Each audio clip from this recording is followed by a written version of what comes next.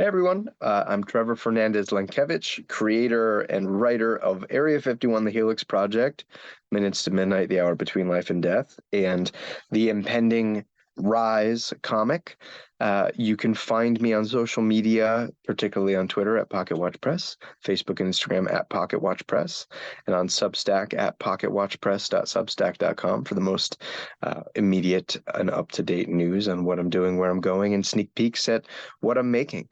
You can also check me out on the interwebs at darknightnation.com/PWP. And you, my friends, are listening to Two Geeks Talking.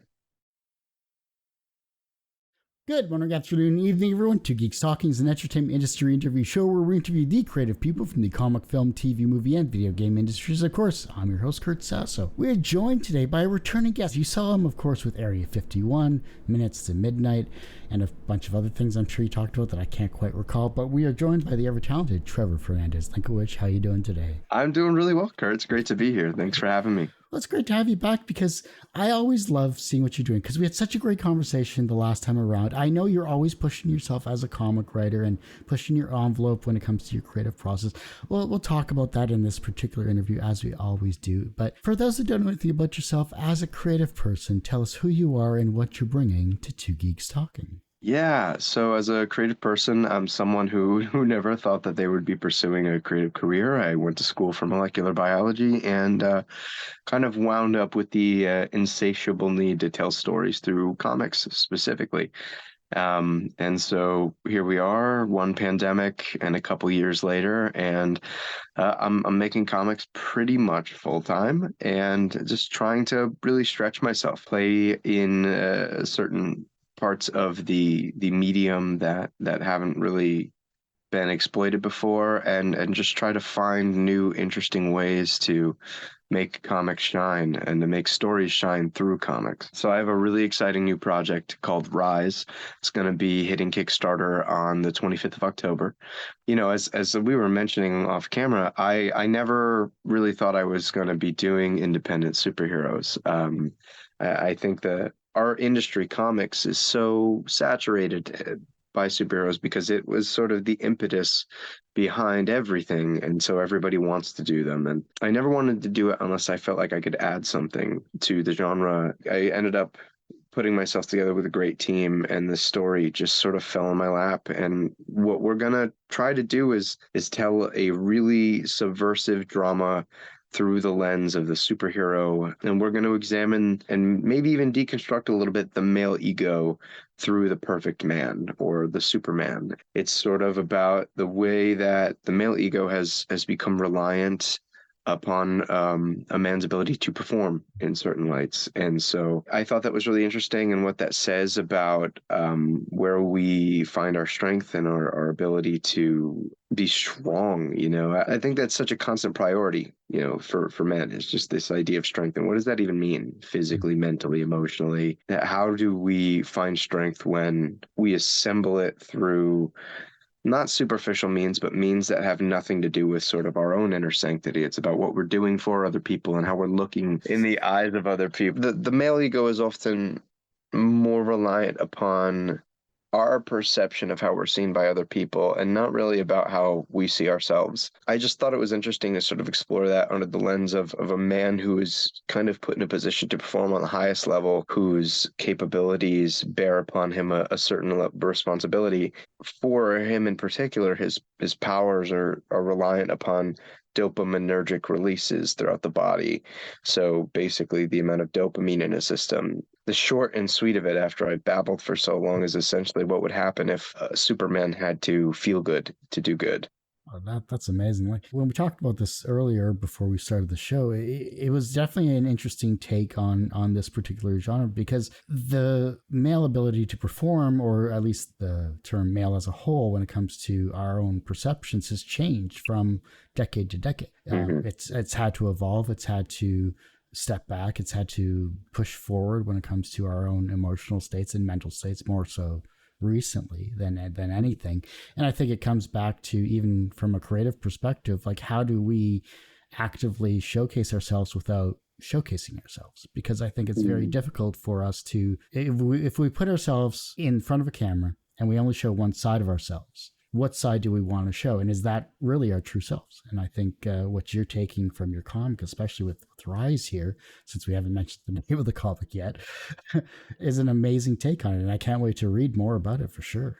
Thank you. Yeah, we're really excited, and we've got a really spectacular creative team, just laying down the bones to make sure that we do this story the right way. Because in a topical sense, there's a bit of a tightrope, right? Like this isn't an all-out criticism of men, and it's also not like a carte blanche like excuse as to why men can do awful things, because anyone and everyone can.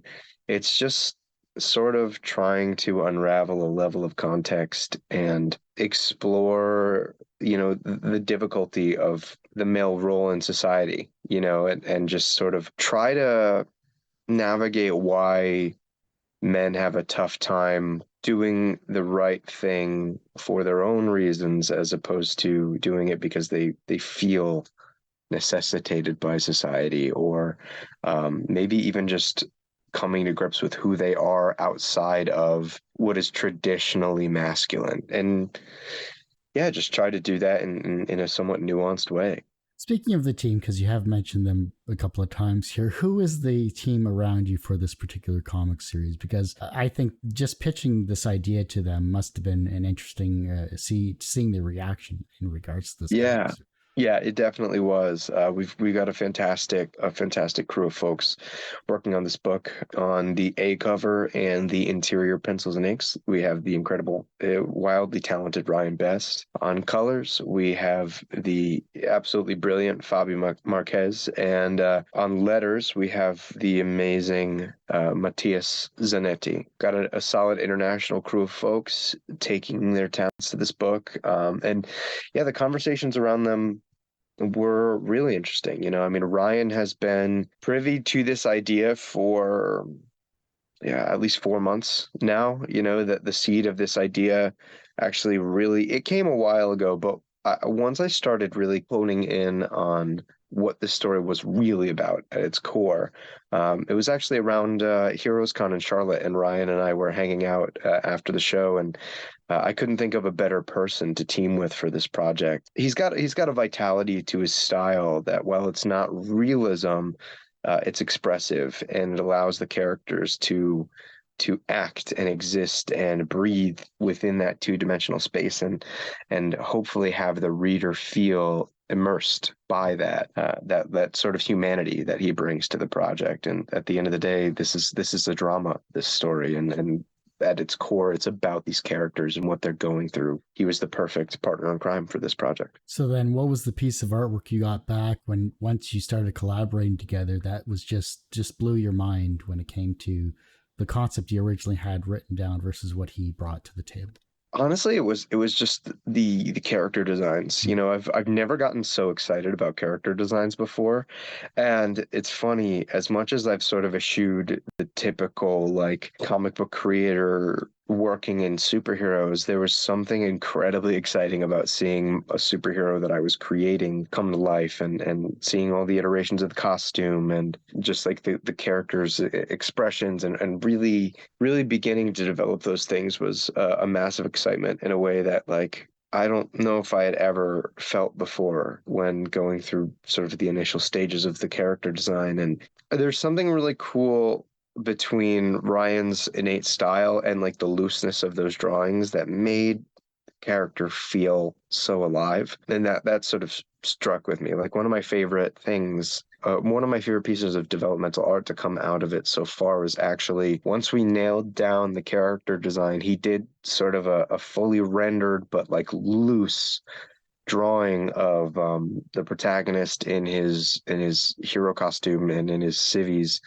And that is still one of my favorite things to come out of the project, whether it be the actual finished interior art or the cover art. I don't know. There's something it's got like a life of its own, that drawing in my head, and really, really interesting to admit, because we've got a lot of really great covers and some really beautiful artwork throughout, but there's something about that piece that really stuck with me. Is it going to be a poster or anything like that? Yeah, that would would be a fun stretch goal poster or something like that. Maybe if we go beyond the initial funding goal in the Kickstarter, we'll do some type of mini print with like the original character designs or something. That might be really cool. Or just make it a digital option, and that way you're not printing anything. That's true. That's true. Sometimes people love to be able to touch stuff. So we'll see where I can incentivize a little and galvanize a little support for the campaign. I figured if it's something that you like, then I'm sure other people may enjoy it as well too. So it's just something extra to tie everything up. True. That's very true. It's a good idea. Looking at the writing of this particular series, and it's a very deep topic as well too, but I'm sure it's very personal as well. When you first started writing this comic series itself, and you started to actually look at yourself personally as well too, because I'm sure as a writer, you're obviously putting yourself into your stories subconsciously or consciously. What did you work through, and how did it help you once you finished this particular comic series? Because I'm sure it's difficult to talk about, especially on a podcast at that, but how did it help you in some way, shape, or form, or did it help you? I think just the act of exploring it is kind of a help. I mean, I went into the pandemic in my early 20s and I came out in my mid 20s. And so there were some pivotal time lost there in I think developing my understanding of myself as a man and who I want to be and what I want to be. And I think frankly, if anything, I was deprived of the experience to make mistakes or to make as many mistakes. You know, that sort of period of your life is for the experimentation and going out and being dumb and learning from mistakes. And there's a part of me that feels like with the pandemic, I sort of lost the opportunity to, you know, F around and find out. It just sort of jumped right into having a profession and working and, you know, paying bills and just, you know, being in the thick of it. So there's a part of me that's like, I didn't really get that pivotal time to figure out the type of man I did not want to be by living. And it's all been anecdotal. And so I kind of wanted to explore even my own understanding of what it means to be a man and figure out the type of man that I want to grow into through this story and introduce a character who, while well-intentioned and at the end of the day, a decent man, is making some pretty major mistakes because of his inability to reconcile with his own masculinity. So it's sort of taking what I feel like I had lacked and expanding that onto the grand scale of what is effectively an American God, sort of figuring out what story there is to be woven from there. Pardon the quote I'm going to pull, but are you a god? No. Damn it, Ray! You're always supposed to say yes. Ghostbusters. Sorry, I just watched it recently. It's as well. What better time to watch Ghostbusters than the late October? Exactly. You got to rewatch the classics. I just watched The Shining and The Thing for the first time. Oh wow! Yeah. The Shining. That was something I watched early on in my when I started getting into films and all that stuff. I watched The Shining, and it scared the living hell out of me. Like it was really? One of come on, Elevator Full of Blood, the two freaky twins. I mean, Jack Nicholson being himself. I mean, it was pretty much a portrayal of himself in Hollywood.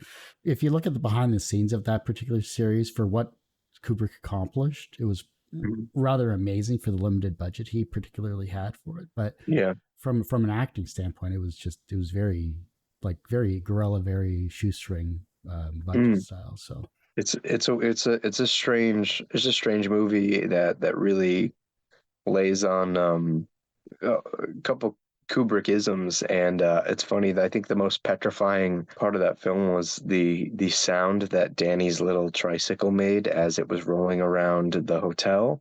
The sound design stuck out for me a lot in that film, and that sort of slow churning sound from the wheels on Danny's tricycle as he's exploring the hotel, and we're following him through these like really steady, almost like, I don't want to say monotone because that implies sound, but the visuals were almost akin to something that was monotone. These tracking shots as he's going through the The inn. Yeah, Yeah. the especially in the hallways there, how everything was just so uniform, everything was so consistent, and it was just like the visual storytelling is something, yeah, especially in film, that once you get accomplished a great shot with actors or without actors for that matter, sometimes your establishing shot, especially that opening for that particular scene, taking a helicopter and going through the mountains, following a single car for 5 minutes just for the credits to roll. It's just like, where are we going? What is this leading up to?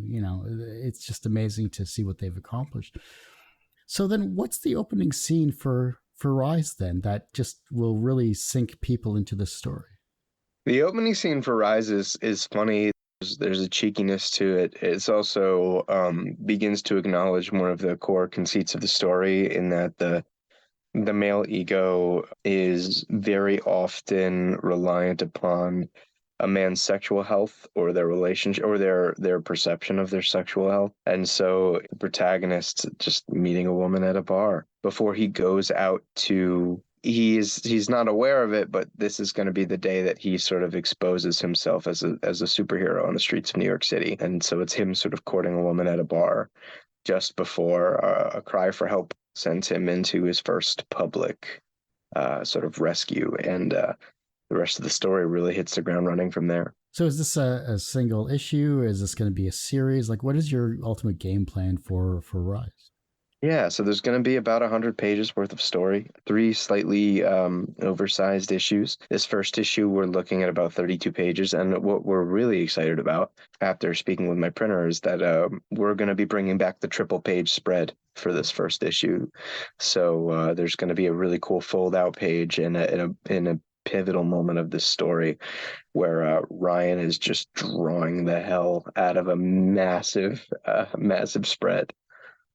Tease away. I mean, if that doesn't draw people's interest, I don't know what will. Like, Yeah, amazing. we were super excited. I was in New York a couple weeks ago on a little business trip. I was thinking to myself, I called Ryan and I was just like, are you gonna hate me? He's like, why? It's like, I had this idea and I haven't talked to my printer yet to see if it's possible, but what if we did a triple page spread? He's like, what do you mean? I was like, I mean like a fold out. Like we have a page so big that it's sort of, there's a word starts with a C, corrugated maybe. Mm-hmm. The way the page is corrugated, you just fold it out. And he was like, I would be willing to draw that.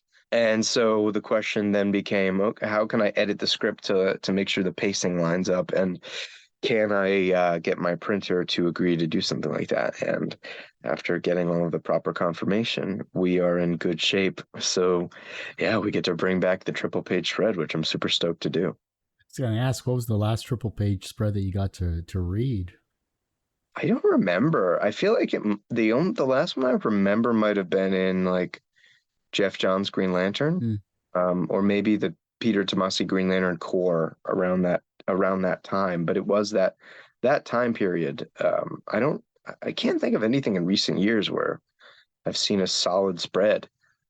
If you get to good pacing in a comic series and you get like at the bifold of the actual comic, and you get that nice 2-page spread in that respect, then sometimes that's like a really cool way to get into the second half of the story. But yeah, I'm super excited. I mean, it's been the prospect of organizing things with the printer has been an interesting time, but I think we finally nailed something down. And because we get one, I was like, well, why waste the space? We're working out in a way where there are 2 triple page spreads back to back to really take advantage of that one fold out page. Yeah, we're going to get to do some really cool stuff. I mean, there were these 2 moments in the script that as I was editing, I was like, I could only envision them as these big vertical triple page spreads. And I'm really glad that we were able to put that together. Can you tease about what kind of happening at the beginning of it so that we don't quite give it away? Like, because this sounds just too exciting not to share, at least in some way, shape, or form.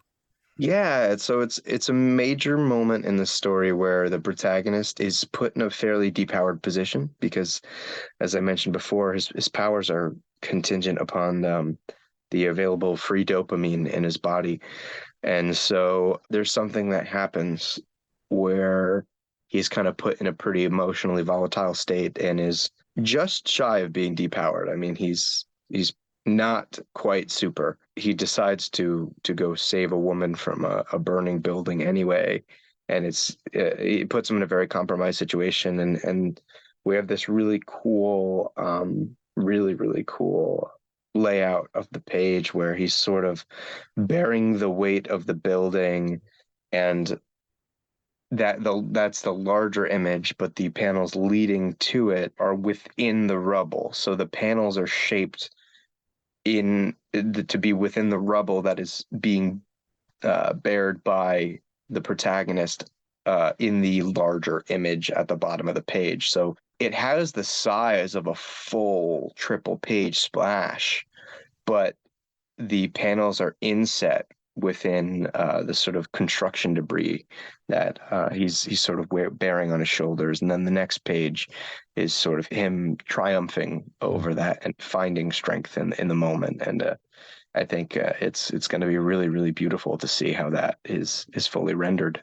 It sounds amazing, really does. Like, I mean, the creative use of the panel, I think, is something that not a lot of people do, or it takes a special artist to kind of vision what the script has. So I'm glad that Ryan is doing this. How you're describing it just sounds incredible. Like, I'm excited just to see it. Like, I really want to see it. We're super stoked. I mean, and yeah, I'm super fortunate to have a creative partner like Ryan who is an intuitive storyteller. You know, there's no hand holding. There's never any struggle to get the sort of base communication of the story off. With us, it's always, how do we push it to the next level? How do we elevate what we're communicating? Because we're never squabbling over the basics, and that's a really beautiful thing. Like when we first kind of began working on the art a little over a month ago in Baltimore, we were beginning to have conversation about the way we were rendering touch, because part of this story is sort of about a man's perception of his sex life. I really wanted to be deliberate about the way that we were showing touch and how that was being communicated visually, and sort of like the subtlety of a finger depressing a piece of skin, you know, and what that's going to mean in the story, and sort of how we can really humanize those moments without words in the best way possible, and just leave it to the character acting and the shot selection for the panels. That was a really interesting, and I don't know, some people might find it nothing but semantics, but fortunately, like I said with Ryan, we're not needing to really concern ourselves with the overarching picture because we're locked in there. We can really get into that nitty gritty and maybe play around with things that people aren't going to notice, but will contribute to their overall reading experience in a big way. How's the color palette for this particular series? Are we going with warm colors, cool colors? Like, what is your visual concept when it comes to this particular series, at least in this first issue that we're going to see? Yeah, so I mean, part of it we were really inspired, and this obviously part of a major part of the conversation was our colorist Fabi. We were really inspired by like what Adriana Lucas has been doing over at DC, where there is like this brightness and warmth and contrast, but we want to be able to pull that in emotional moments. But yeah, I feel like Adriana Lucas is setting the tone to be one of the best superhero colorists of the current generation, and I don't think enough people are sort of catching on that wave from what he's putting out. And so yeah, we're doing our best to translate some of that same energy to the color palette of our eyes for sure. He uses a lot of really bright colors that are variations on the base tones that an offset printer will use to produce color. So when you print offset, there are four colors that are used to that are mixed together in various proportions to create a wider range of colors for your project. But the base colors are cyan, yellow, magenta, and black. And so when you use those colors in any sort of natural state, they come out really vibrant, really saturated. And Adriana Lucas will, more often than not, pepper in a lot of those colors as substitutions for what you might think of as like a traditional tone. So like if you're looking at a sunset, for example, you're going to have sort of like a bright burnt orange and yellows and such, but like Adriana might use a rich magenta, you know, a nice bright magenta in there, and it adds like not only this cool bit of visual contrast, but it also plays to the physical printed product, and how the printer is going to be able to translate that into an almost one-to-one form. Because, once you get into like comics pre-production, there's always an understanding that the physical print will look different from what you're seeing on the page, because what you're seeing on a computer is registered in RGB, or light. Essentially, they're colors made out of light. Whereas when you go to the physical printed items, CMYK, they're colors that are comprised of 4 base colors. And so, yeah, Adriano just kind of peppers in some of those base printer colors, I guess we'll call them, in sort of not necessarily, I guess, unexpected places, but they work. They compositionally work. I think it adds like it adds like a real sense of style to the project, and like I said, will ultimately translate super well between the screen to the page.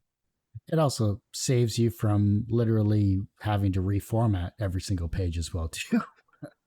To a degree, yeah. I mean, there's always converting the file to CMYK, but it definitely lessens the anxiety of feeling like I'm gonna open the book when it hits my doorstep on a massive pallet, and then be sad because something really did not go the way we were hoping it would. And that is a huge stressor to take off the shoulders of an independent comic book creator. I'll tell you that. It sounds so stupid and so specific, but it is huge.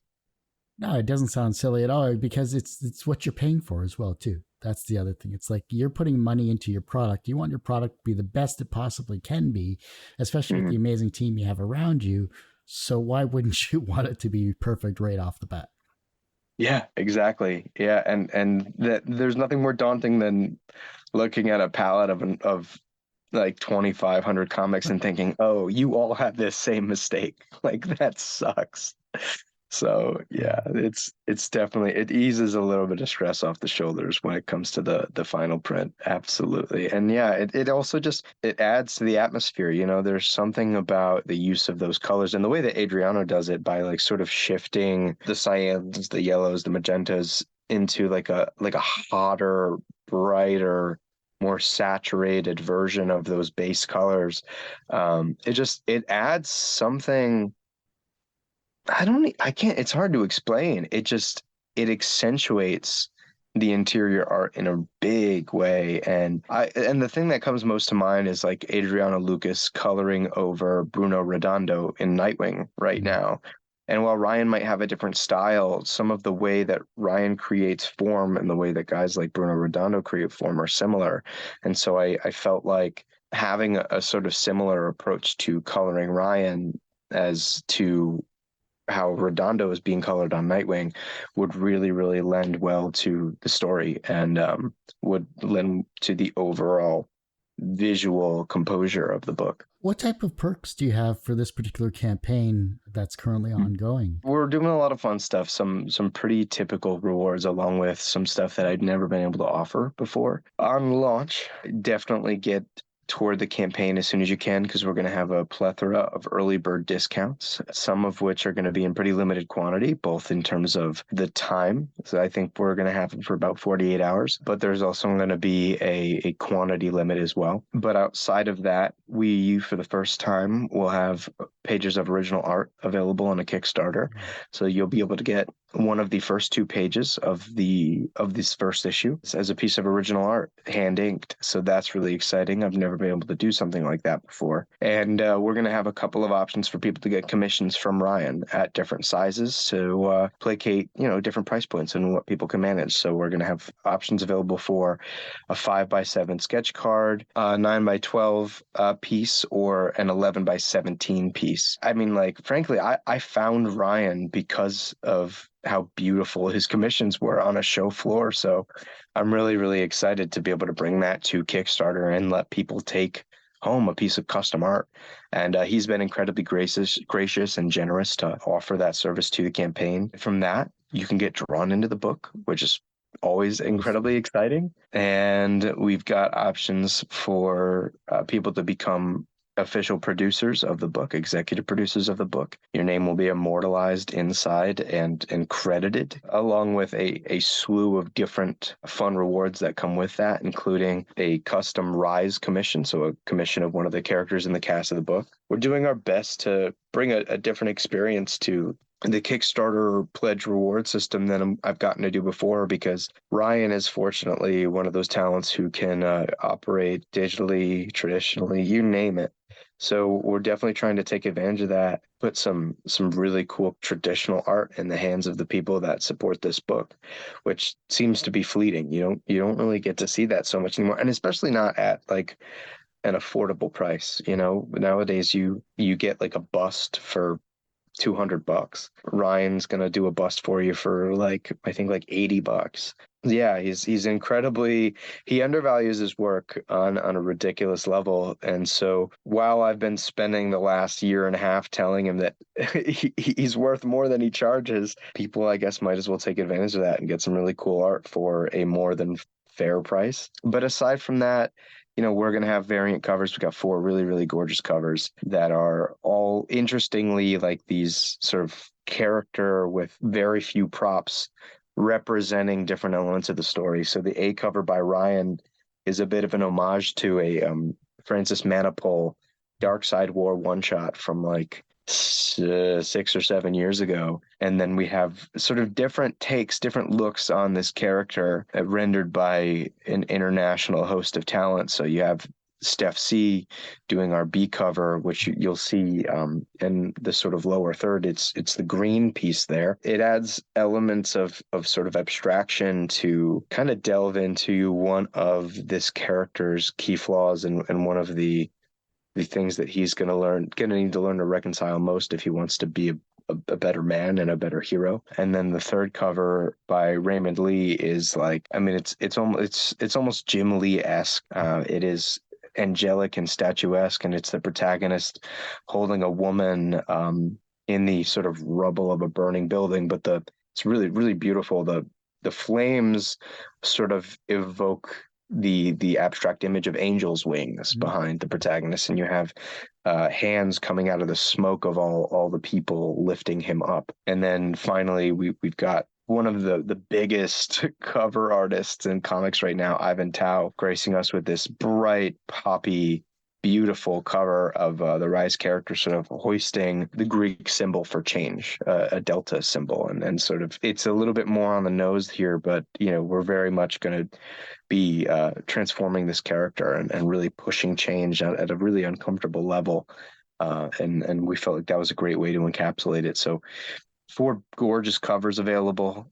We've got bundles if folks find themselves wanting to go home with all of them. I'm trying to think, man, what else do we have on this campaign? We've got prints. We've got a couple T-shirts. We've got opportunities for folks to catch up on my back catalog if anybody is interested in some really cool sci-fi thriller adventures or supernatural detective mysteries or what have you. I've been really fortunate to have gotten to play in quite a few genres prior to doing Rise. And so, if anybody is interested in seeing how my voice applies to those different settings, we will have Area 51, the Helix Project, available, along with Minutes to Midnight, The Hour Between Life and Death, which has 4 different short stories in there in this one massive 64-page package. Just trying to have a little bit for everybody on this thing. Hey, I mean, the more content that you can give people for their money, especially in today's society and in today's economic terms as it is, the better it is for all people, because you're sharing stories, you're sharing amazing comics, you're sharing yourself as a creative person, as well as the talented teams around you for your various projects that you've done. The more eyes on these people and yourself, the better. And if you can do that on, say, a show like this, or you can do that in your campaigns, then hey, all the more power to you. And maybe you'll be the next person writing for Marvel, DC, or Image, or whoever down the road, as long as you still do your independent stuff as well. Oh, absolutely. I mean, that's always going to be in my DNA is being able to tell stories that come straight from the soul, that aren't impacted by the whims of larger entities trying to sell products. I mean, don't get me wrong. I mean, it would be a dream to be able to play in the sandbox of the iconic tapestry of American gods, but there's something really pure about being able to tell stories in such a pure fashion, independently. I feel like I'm being redundant by reusing that word, but that's really what it is. Independent storytelling is pure. It's unapologetic, and it speaks more to the creator's voice than anything else, and sort of the things that are either troubling them or the world concerning them, or just sort of generally occupying their bandwidth. And I think there's a little bit more of a runway there to have that translated, in a little bit more of an authentic and organic fashion than there is to, having to make sure that you are being the gatekeeper to the legacy of this massive of an icon. Yeah. So there's merits to both. And no matter where I am, what I'm doing, the one thing I can always promise is that I will be telling stories for myself and in a fashion like independent comics that will have the closest one-to-one translation of what's in my head. And it's freeing too. You get to be as creative as you want or as less creative as you want. As long as you can put your stories out, that's the main thing, and keep doing what you're doing, because you have great stories. You have a great concepts overall too. I can't wait to see what you're doing next when it comes to whatever else you have, in your creative repertoire. You're always welcome back on the show as always. And, I can't wait to see what you do next.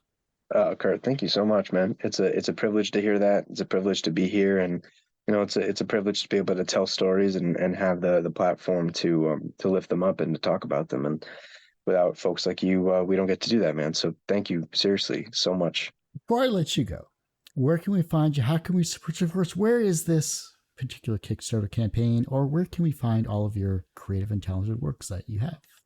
Yeah, so as I mentioned, you can pick up any of my previous work on the Kickstarter campaign, so you get to kind of kill two birds with one stone and support the current project while also getting in on the past work.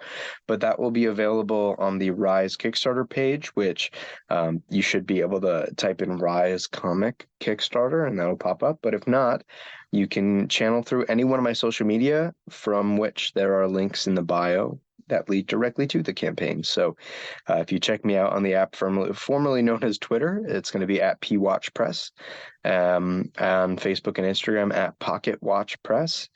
On let's see, what are all the social medias nowadays? There's so many. I'm on Blue Sky at TFL Rights, so just the first initial of each of my names, Rights.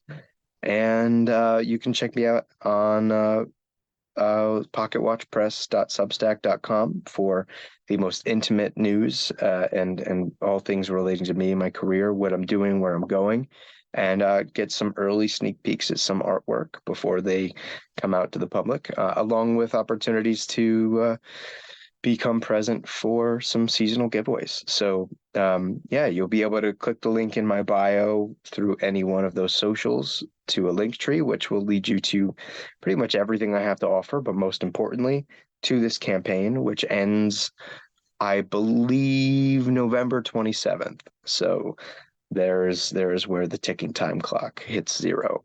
Well, Trevor, like I said, that ends this particular episode of Two Geeks Talking. You can, of course, find this interview and 1,000+ others on our website, tgtmedia.com or twogeekstalking.com.